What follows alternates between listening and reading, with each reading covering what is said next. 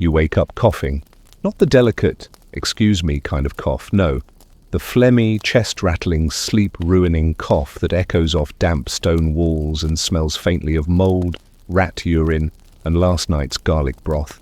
You've been sleeping on straw infested with more legs than your entire village combined, and your blanket, if one could generously call that a lice-riddled burlap sack, does little against the damp bite of morning air.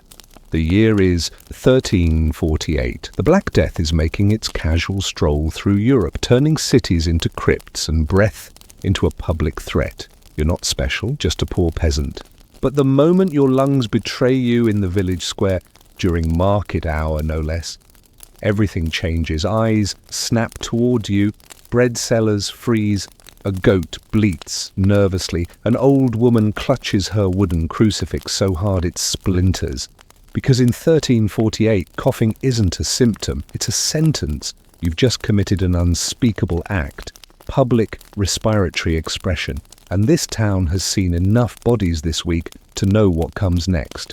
A friar steps forward, his robes are stained from blessing the dead, his eyes so bloodshot he might as well be the plague himself. He doesn't ask how you feel, he asks if you've sinned, if you've consorted with herbalists, if you've dreamt of goats.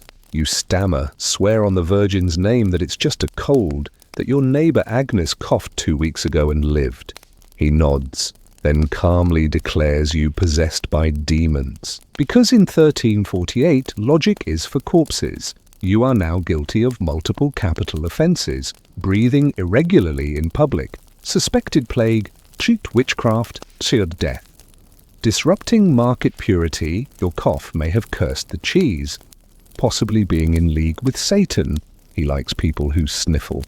Within the hour, you are paraded, barefoot, feverish, coughing, to a wooden platform that smells of chicken droppings and recent blood. A priest recites Latin.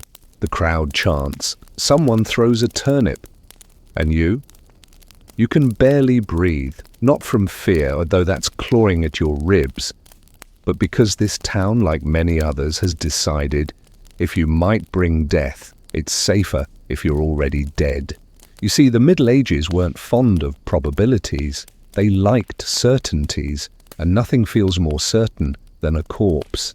Now let's pause, just for a moment, and look at this from a modern angle. Imagine sneezing on the subway and someone calling the police, except instead of a mask and a fine, you get tied to a cart and doused in vinegar. Maybe your cat gets burned, just in case.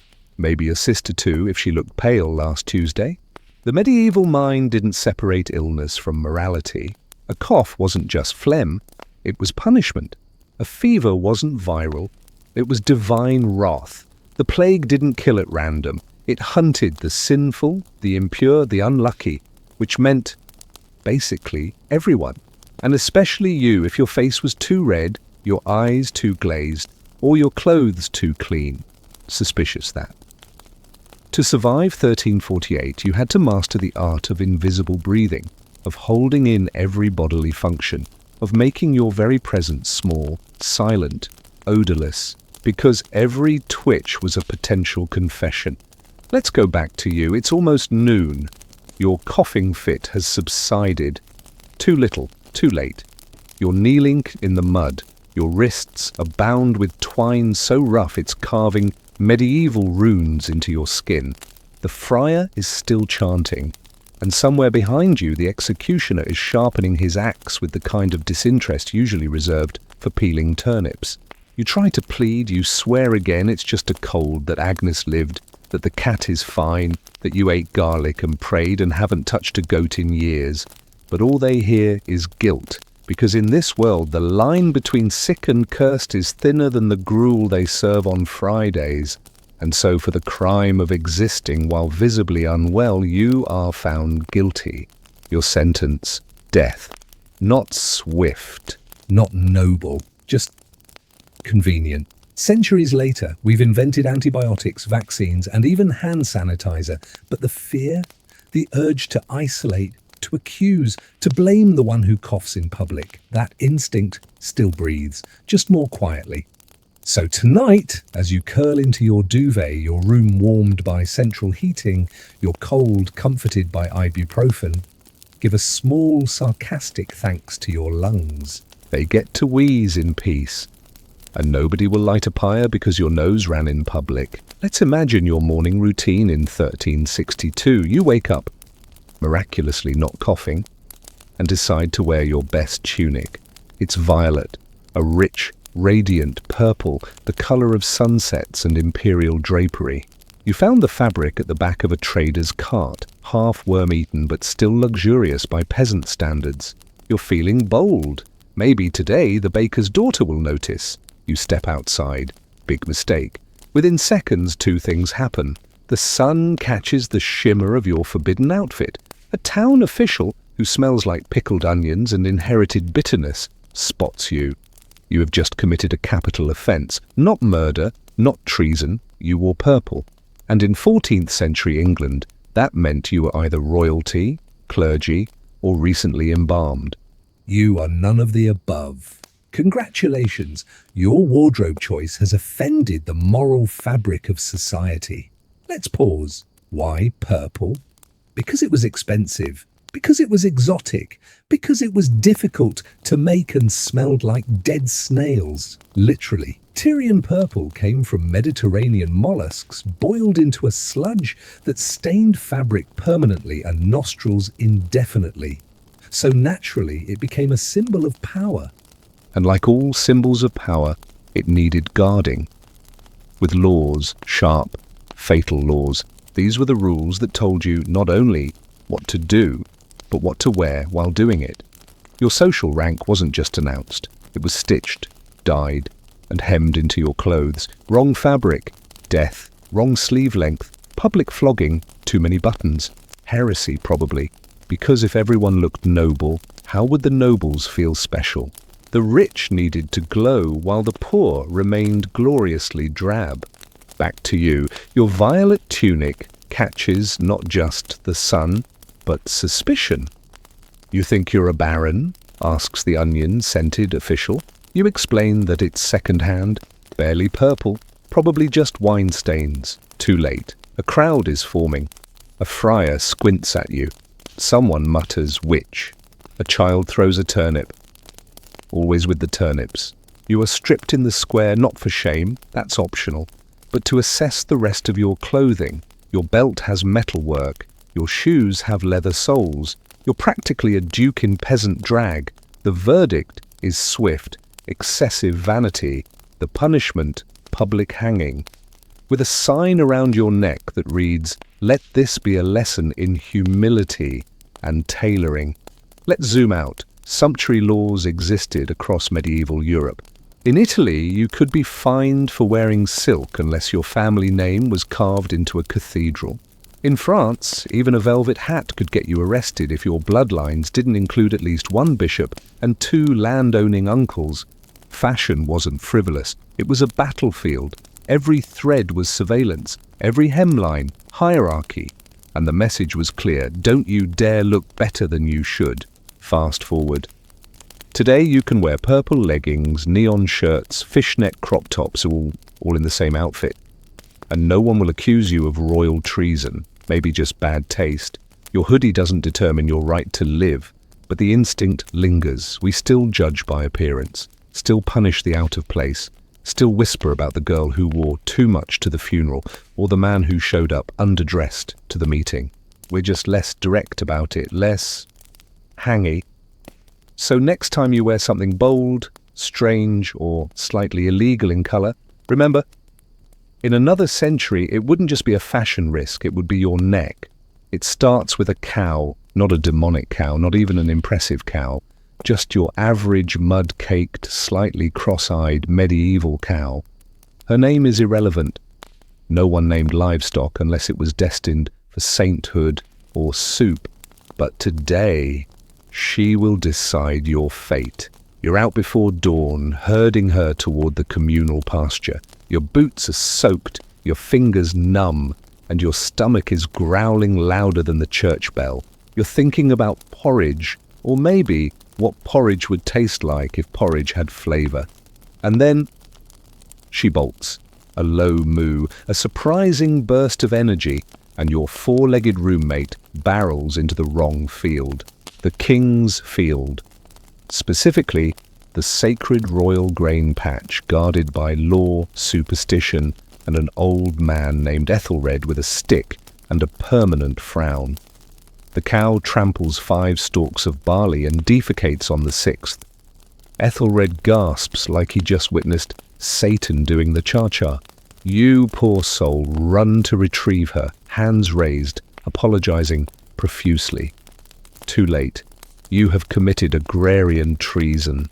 Let's be clear, in the Middle Ages the king didn't just own the land, he owned the idea of land. Your village might till it, sweat on it, die in it, but if a grain of royal wheat fell under hoof, that wasn't a farming accident, that was an offence against the crown. And when the law is written in Latin and blood, intent doesn't matter, only outcome. Your cow trespassed, your head must answer, you're dragged before the manorial court. It's not a place of mercy, it's a barn with a chair. The Lord wears robes that haven't been washed since his 2nd wife died. Of plague or boredom, no one knows. He listens to Ethelred's testimony, sniffs disdainfully, and nods. Death, he says, casually, as if choosing between stew and pie. Not for the cow, for you. Yes, this happened. In multiple variations across Europe. Entire families executed or heavily fined because a pig wandered into a monastery. Goats excommunicated, chickens put on trial. Livestock were extensions of your soul. And if they sinned, you paid the moral invoice. One real case, a man in 14th century France was hanged because his cow grazed royal vines. Another, a woman executed because her duck supposedly brought bad harvest luck by flapping in the wrong direction. This wasn't about farming, it was about control. The king's land was sacred, your life disposable. Let's do a thought experiment.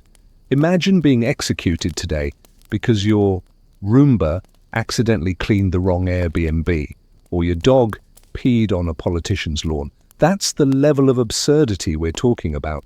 But back then, your worth was measured in obedience. And if you couldn't control your animals, your property, your home, your thoughts, you weren't just irresponsible, you were dangerous. You were a threat to the divine hierarchy. Back to you.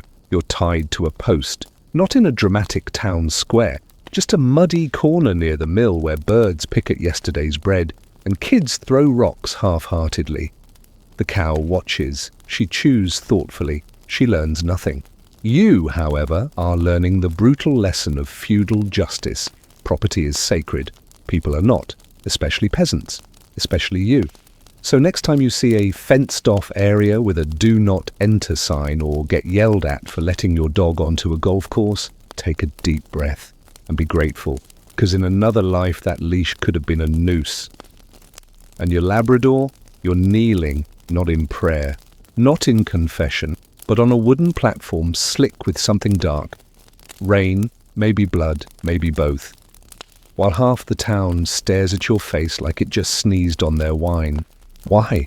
Because your husband, a man who hasn't bathed since Pentecost and smells like spoiled leeks, has accused you of adultery.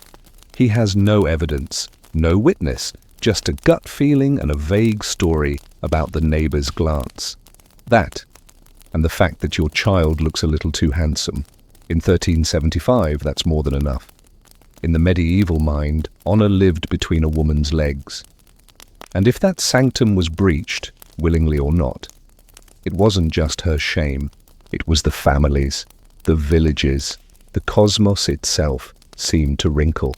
And so, justice came swiftly, but rarely fairly. Let's walk through your options. Public shaming. You're stripped to the waist, paraded through the village, perhaps with signs like whore or temptress dangling from your neck. Children throw cabbage, adults don't stop them. Mutilation, nose removed, hair shaved. Sometimes your ears, as if betrayal echoed through them. This wasn't just about pain, it was about making you visibly sinful. A walking lesson in morality, a scarlet letter made of skin, execution, burning, drowning, or, if someone felt poetic, beheading so your thoughts couldn't tempt anyone again. And your husband? He gets a sympathetic nod and maybe a new wife, younger, probably named Marjorie. Let's zoom in on the logic. In many parts of medieval Europe, the law stated that a man could kill his wife and her lover if caught in flagrante. That Latin term, it meant in the act. But conveniently, men had very flexible definitions of caught. Sometimes it meant seeing her braid her hair too coquettishly, or hearing rumors whispered by a neighbor who owed you a pig. Meanwhile, if a woman accused her husband of adultery, she got silence, maybe a beating, maybe advice to be more obedient. And because marital fidelity was never about fairness, it was about ownership. Now imagine the absurdity. A man could frequent brothels, father illegitimate children, and brag about it in the tavern. A woman could die for a smile, and this wasn't some obscure village practice. Kings endorsed it, priests blessed it, judges signed off on it with ink that smelled like fermented fear and dried blood.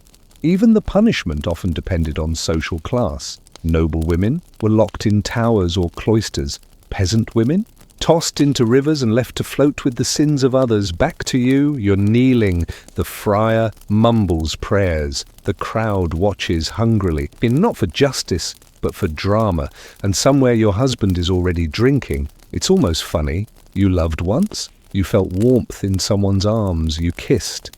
And now you're about to become a cautionary tale, a ghost, a whisper, a lesson in obedience, stitched into the next girl's wedding dress. Centuries later, we pretend things have changed. And yes, no one gets executed for adultery anymore. But the shame, the whispers, the double standard, still breathing, still watching, still judging you. Not for who you loved, but for daring to choose at all. Next time you hear gossip, next time someone says, "She brought it on herself," remember this. Somewhere in history, a woman lost her nose for that sentence, and someone else sharpened the blade. You're 11. Your hands are cracked from cold. Your stomach has learned the art of silence. It gave up growling 3 days ago. You've been living off cabbage leaves, crusts found in ditches, and the vague memory of warm food. The village is dry, not just weather-wise, dry of mercy, dry of kindness. Even the church dog looks thinner. And then you see it. A loaf of bread, sitting alone on the edge of a market stall. It's not fresh. The crust is hard as penitence, but it's bread, real bread. And for the first time in a week, your mouth waters instead of your eyes. You look around. The baker is distracted, arguing with a monk about yeast or salvation, or maybe both. No one's watching. No one cares, except God and the bailiff. You grab it. You run. You don't get far. They catch you behind the tavern, face pressed into the mud, the loaf crushed beneath your chest like a stone of guilt. Your fingers won't let go, not from stubbornness, but rigor mortis of desperation. They don't ask why, they already know. Hunger is not an excuse in 1381, it's a symptom, a sign that you've failed, that your parents failed, that somewhere in the divine spreadsheet of feudal existence, you landed in the wrong column. You are charged with theft of sustenance, a capital crime. Yes, for bread, not a cow, not jewels, not even sacred relics. Bread, the thing Christ multiplied, the thing priests break, the thing that sustains, and now the thing that kills. You spend the night in a cell barely big enough for your fear. The walls weep. Rats patrol the corners like judgmental jurors. Outside you can hear someone coughing and someone else praying. You don't pray, you've tried that. Instead, you press the crust against your lips, savoring the ghost of wheat and salt and forgiveness. You don't eat it. They took it, of course, but in your mind you chew. It's the best meal of your life. Morning comes. They lead you out with a rope too thick for your neck, but efficient nonetheless. The crowd gathers, not because they hate you, not because they want justice, because it's Tuesday. And there's nothing better to do. You stand on a box. The baker watches, the monk too. No one says anything. Except the friar, who mumbles something about sins and mercy and the eternal banquet of heaven. You think about soup. That darkness. This wasn't rare. In medieval Europe, thousands were executed for theft, and not grand, cinematic theft. Not Robin Hood legends, no, real theft. Desperate, muddy, pathetic theft. Half an onion, a chicken, a crust. In England alone, the laws known as the Bloody Code would later formalize over 200 capital crimes. Many of them, absurdly, revolved around property. Because in this world, hunger was not a tragedy. It was a threat to order. And order was sacred. The irony, there were often granaries full of food, locked, guarded, meant for nobility, clergy, or hypothetical famines. Bread would rot behind iron bars while children starved 10 paces away. And if someone dared bridge that gap, they'd be hanged, not as criminals, but as warnings. Fast forward. Today we throw out food by the ton. We buy bread we never eat. We treat expiration dates as prophecy. And still, people sleep hungry. The difference? Now we blame the system. Back then, they blamed you. So next time your toast burns and you curse the toaster, take a breath. Because once, not long ago, wanting bread was a death sentence, and survival, a crime. You're accused of theft, again. But this time, there's no stolen bread, no crushed crust in your hands, just a whisper. A neighbor who saw you glance too long at the blacksmith's coin pouch, a merchant whose candle went missing, or maybe someone just doesn't like your face. It doesn't matter. In the eyes of the village, accusation equals guilt. The only thing that could save you now? A miracle. But not the comforting angelic kind. No halos, no divine light. You'll need to stick your hand into a cauldron of boiling oil. And then, wait. It's called a trial by ordeal. One of medieval justice's favorite party tricks. The logic is beautifully deranged. God knows who's guilty. So if you're innocent, he will protect you by ensuring your skin doesn't peel off like roasted onions. There were variations. Some made you walk barefoot over hot plowshares. Others had you hold a red-hot iron bar. In some cases, you'd be dunked into a river. If you sank, you were innocent, but also dead. If you floated, you were clearly in league with Satan. Witches were buoyant, apparently. But boiling oil, that one was special, because it was immediate. And everybody came to watch. You're brought into the church. Not a courtroom, too secular. No, the church, where justice smells of incense and sweat. The priest blesses the oil as if divine approval makes it less murderous. You're told to plunge your hand in. 3 seconds, that's all. 3 slow, bubbling seconds. Then your hand is wrapped in cloth for 3 days. After that, a priest unwraps it and examines the wounds. If it looks clean, you're innocent. If it's blistered, infected, or vaguely unpleasant, execution. Yes, because of your skin's healing speed, you do it. Of course you do, because what's the alternative? Torture? Banishment? A suspicious drowning? You lower your hand. It feels like dipping your arm into screaming. The pain is instant. The room spins. The priest sings something off-key about mercy. Your skin smells like roasted pig. The children watching giggle. And you wonder what part of this is divine. Let's pause. Why did they believe this worked? Because in a world where most people couldn't read and pain was constant, God was the only truth detector. There were no fingerprints, no forensics, no lawyers, just burn or don't. The rich rarely faced it. Nobles negotiated. Priests invoked ecclesiastical immunity. But peasants boiled over stolen spoons, over lies, over nothing, because the real goal wasn't justice, it was fear. Make one person bleed and 10 others behave. 3 days later, they unwrap your hand. It's a mess. Not because you're guilty, because you're human. But the priest frowns, the friar sighs, the crowd waits, the verdict is spoken, the flesh is impure. You are led away to hang, to rot, to serve as an eternal reminder. God has favorites. And apparently they're flame retardant. Today, we laugh at the absurdity, at the theatricality, at the barbarism dressed in theology. But when someone insists that suffering proves guilt, that pain is a moral indicator, or that silence equals confession, remember, we still carry the echoes, just with less oil and better bandages.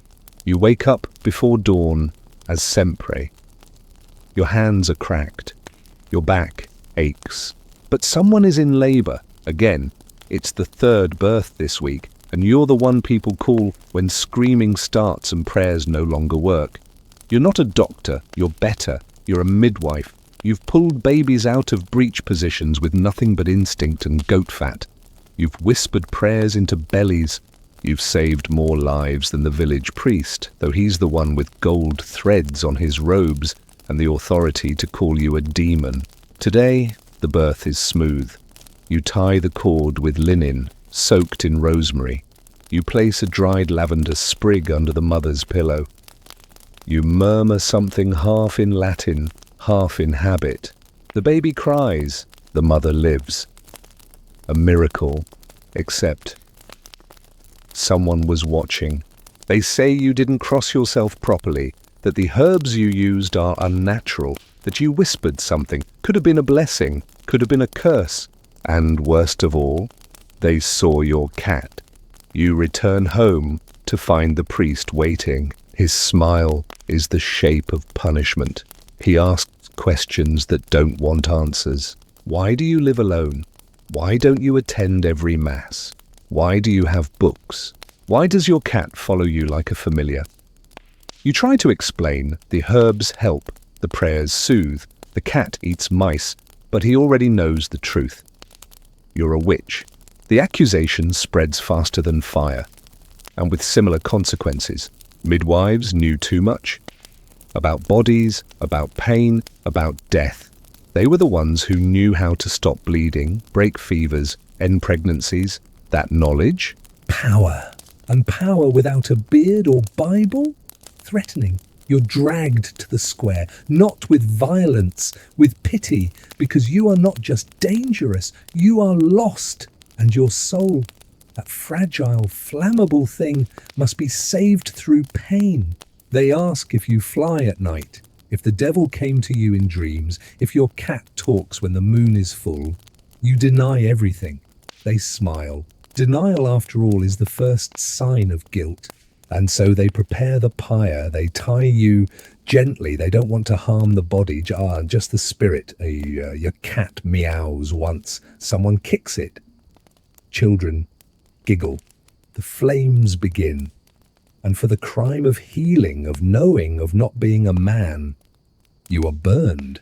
Centuries later, we romanticize witches. We dress like them on Halloween. We sell crystal sets in boutiques. We burn sage. Not women, but the fear. The need to control female knowledge, to police independence, to punish the ones who whisper when others preach, still smouldering. So next time you see a woman who speaks too freely, who knows too much, who owns too many cats, thank her. She survived what countless didn't. And somewhere beneath the ashes, the midwives are still watching, still healing, still defiant. You're tired, not poetic, tired. Not I need a nap and some tea tired. No, you're medieval tired, the kind that seeps into your bones and makes your soul feel like it's been chewed by wolves. 6 days você cavu, planto, costero, carrigo. Your hands are raw, your back is bent like a question mark God forgot to answer, and your roof, your glorious thatch and hope roof, is leaking again. So on Sunday, while the church bell rings and the village drifts toward incense and Latin and sermons about sin, you grab your axe. Just to fix the roof, just to chop some wood, just a bit. No one will notice, right? Wrong. Within the hour, you're being escorted, politely of course, by two men who smell like mildew and righteousness. One carries a wooden cross, the other a rope. You are not asked if you stole, if you killed, if you desecrated holy things. You are asked one question: did you work on the Sabbath? And you fool that you are, tell the truth. You say yes. You say the roof was leaking. You say you meant no harm. You say it with the hope that reason still holds currency. It doesn't. In the eyes of the medieval church, Sunday was sacred. Not wear white, sacred. Not go easy on the chores, sacred. Untouchable. It was the one day God rested, and therefore everyone else must too. Not rest symbolically, not emotionally. Rest with your body, your tools, your livelihood. To work on Sunday was to insult creation itself, to spit in God's well-deserved face. There were laws. Oh, how they loved laws. Decrees etched in wax and parchment, declaring that no man, woman, child, ox, or chicken should labor between midnight Saturday and dawn Monday. Breaking them meant excommunication at best, execution at worst, especially if someone saw you, and especially if that someone owed you money. You explain it again, now on trial, that it wasn't greed, not commerce, just wood, just a roof, just trying to survive a little longer without drowning in your own home. The friar nods, the magistrate sighs, the scribe keeps writing. And then, sentence, public execution. Not because you were wicked, because you were efficient on the wrong day. Let's pause. This law wasn't just religious, it was political. It kept power centered in the church. It forced the poor to stop surviving just enough to attend Mass, give tithes, listen to sermons. If you work, you eat. If you rest, you pray. If you choose to eat instead of pray, you die. Simple math. Back to you. You're tied to a post again. The crowd doesn't even seem shocked. It's Sunday, after all. What else is there to do? Your axe is displayed beside you, like a confession, carved in oak. You look up. The clouds are gathering. Rain is coming. The roof will keep leaking. But you'll never lift a finger again. Today, we work Sundays all the time. We hustle. We email. We Uber eats our sins away. But the guilt, the pressure to rest correctly, to perform rest in a way that satisfies culture, capitalism, and Instagram, still here. Just less fatal, unless you count burnout. So next time you fix a light bulb on a Sunday, or send a work email, or fold laundry while skipping Mass, remember, you're not just being productive, you're surviving a system built to burn you for trying. Imagine a feast. Candles flicker. Meat sweats on wooden platters. The air smells of roasted swan, clove wine, and the distant promise of indigestion. You're seated at the far end, because of course you are, somewhere between the jester and the guy who skins deer for a living. It's a royal occasion. The king is present. His beard is oiled. His mood is fragile. And just as the room falls silent for a toast, you fart, not loudly, not dramatically, but undeniably. The kind that makes eyes widen and silence deepen, a bubble of betrayal between cheeks and destiny. Now, to you it's biology, to them, treason. Because in the Middle Ages, anything that disrupted royal dignity was a crime against the state, the throne, and sometimes God himself, especially if it came from your body. You try to laugh it off. Bad stew, you say. Nerves, you explain. The jester chuckles. The king does not. You are now guilty of insulting the monarch's presence, a capital offense, codified with all the subtlety of a guillotine. But this isn't just about gas. This is about symbolic insult. The king, that divine fragile flower, must be untouchable, even by accident. A whisper about his chin, a smirk during his sermon, a side eye while he fumbles with turkey grease. Any of it could be construed as mockery. Mockery could breed disrespect. Disrespect could lead to rebellion. Therefore, your fart, rebellion. Simple, dangerous logic. One poor soul, a courtier named Roland, was said to have been executed not for plotting against the king, but for making a joke about his boots squeaking like a frightened pig. Another was beaten in the square because he laughed when the queen tripped on her gown. Laughter, a criminal act, especially if the royal ego is thin-skinned and armed.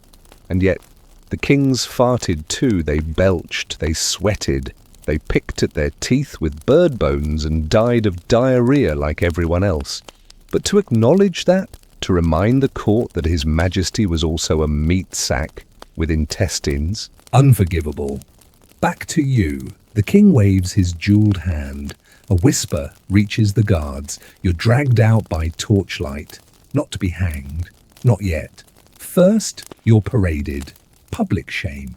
Because nothing reinforces power like watching someone suffer for being too human near a throne. They call it a lesson in reverence. You call it indigestion. And the people, they don't laugh. Not out loud. Because next time, their sneeze might offend. Their cough might condemn. Their silence might be read as sarcasm. Centuries later, we tweet jokes about politicians.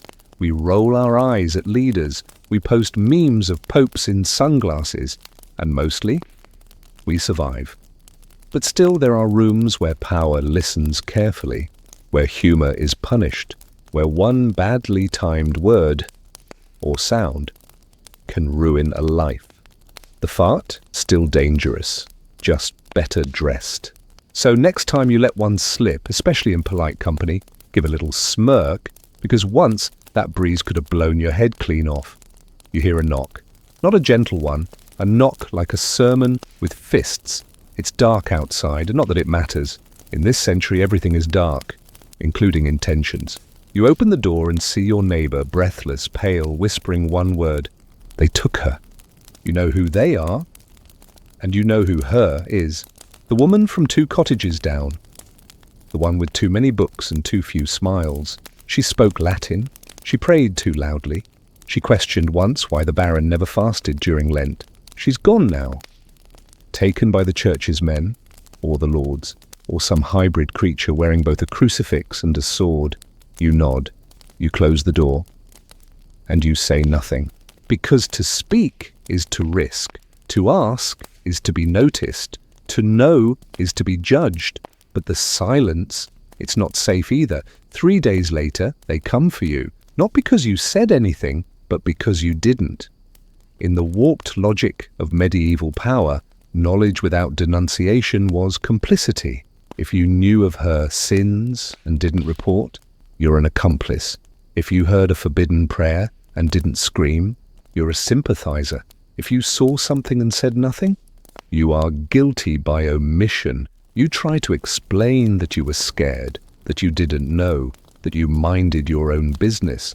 They nod, they understand, and then they sentence you anyway, because silence is too dangerous to leave unchecked. A quiet neighbor today is a rebel tomorrow. You are chained, paraded, publicly condemned not for words you said, but for the ones you didn't. The village watches, half of them silent. The irony stings sharper than the rope. Inquisition records are filled with such stories. People executed not for heresy but for proximity to it. Not for rebellion, but for failing to report rebellion fast enough. Entire families wiped out because no one snitched, or because someone else said they should have. It was a system fed not by truth, but by fear. Fear turned to whispers, whispers turned to silence, and silence into ashes. Today, we love silence, we crave it. Buy noise-cancelling headphones to simulate it. Seek it in meditation apps. But in 1377, silence wasn't peace, it was a liability. It meant you weren't useful to power.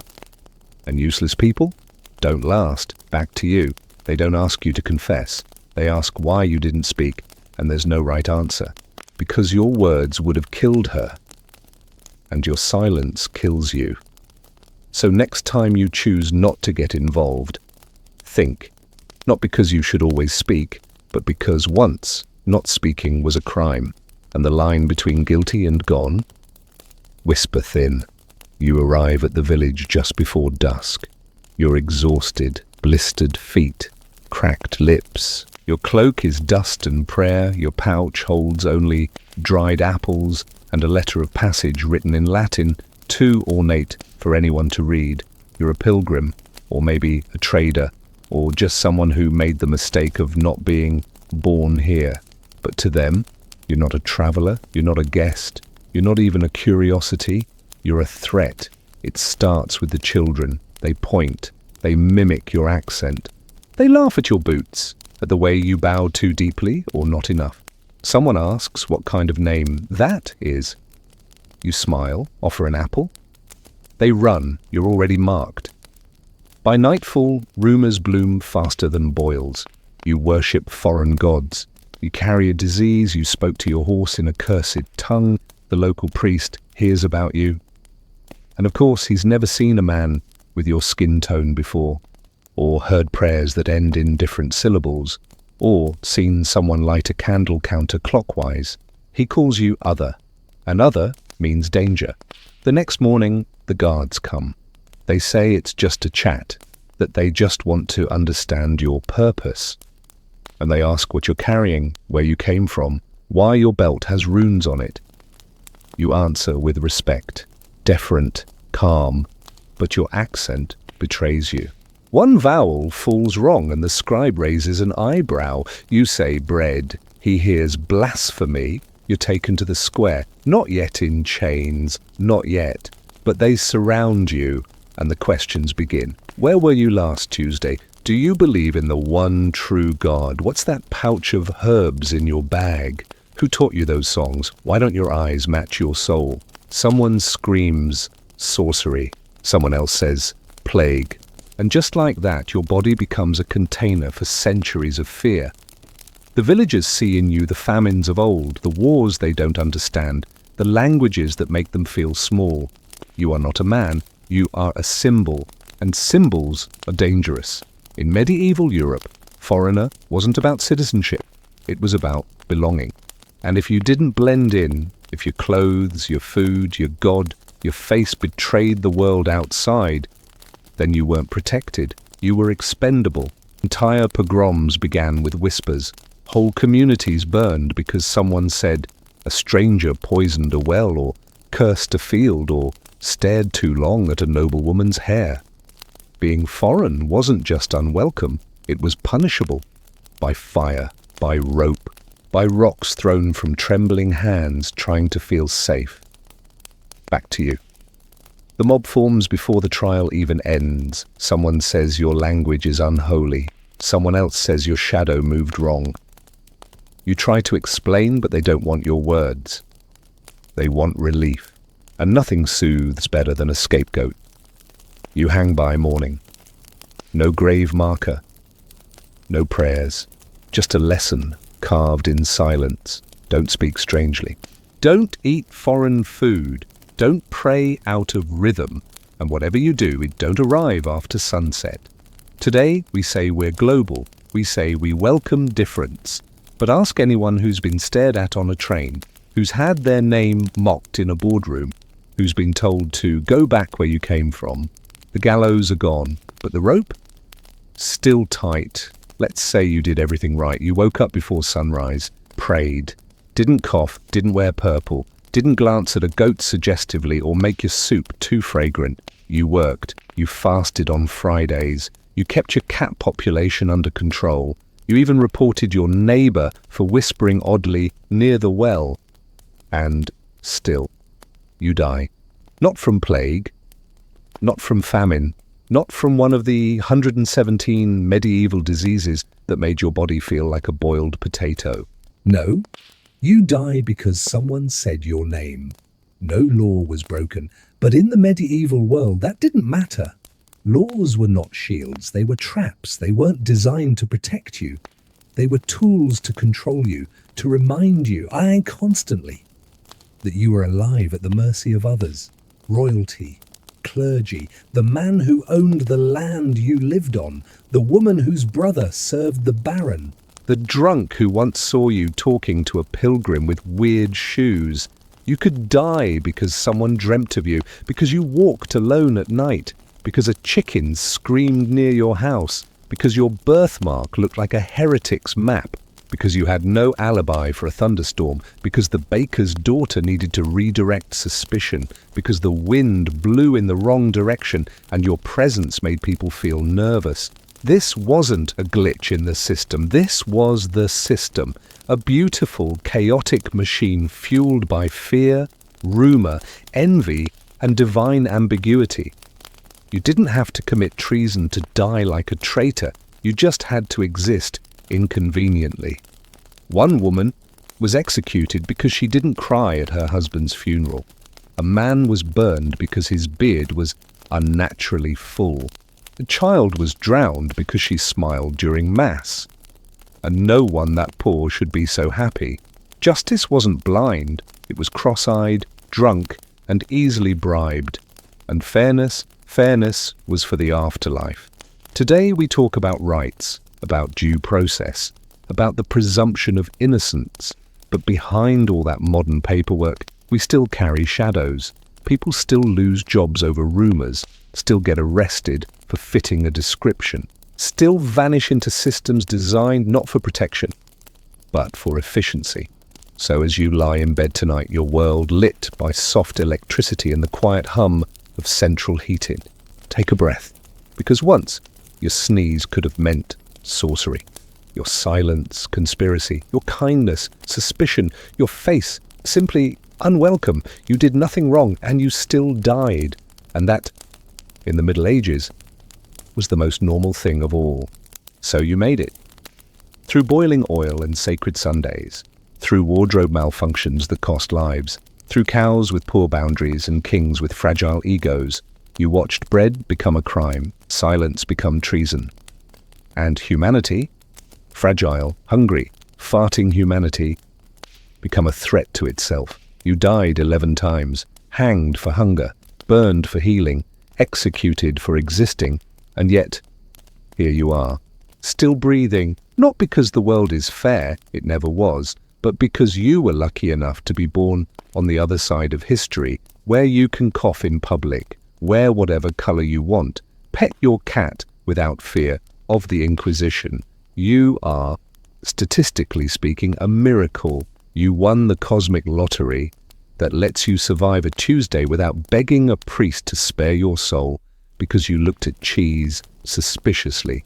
So tonight, when your pillow is soft, your room warm, and your only punishment is the autoplay of another strange YouTube video, close your eyes, not in fear, but in awe, because in 1348 they died for less.